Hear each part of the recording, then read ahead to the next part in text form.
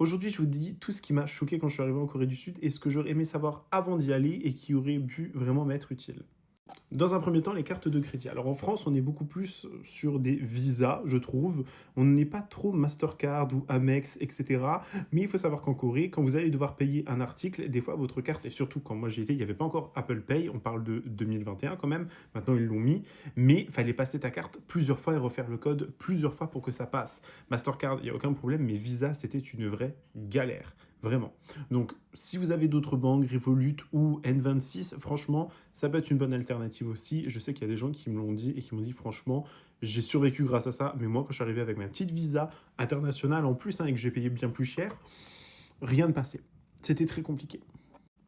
Les numéros de téléphone en Corée. Alors, si vous n'avez pas encore d'Alien Card, vous pouvez quand même faire un numéro de téléphone, mais sachez que vous ne pourrez pas vous inscrire sur certains sites, sur certaines applications, parce qu'il faut avoir un numéro dit coréen et vous enregistrez avec votre Alien Card, votre carte de résident, et c'était franchement galère. Il y a plein de sites, des trucs, enfin par exemple, vous ne pourrez pas payer avec Kakao Pay ou d'autres applications, et c'est trop chiant.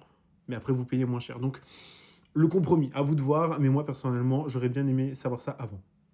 Le métro coréen. Alors, jamais de ma vie, je pensais que j'aurais dit ça, mais honnêtement, le métro à Paris est beaucoup plus simple et facile à comprendre. Jamais de ma vie, je pensais que j'aurais dit ça, mais le métro à Paris est beaucoup plus simple et compréhensible qu'en Corée. Je m'explique.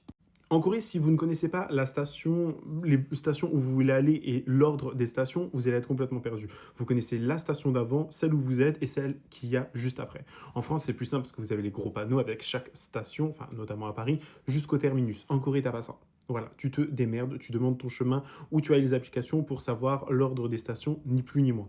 Mais c'est vrai qu'au début, c'est un petit peu déroutant.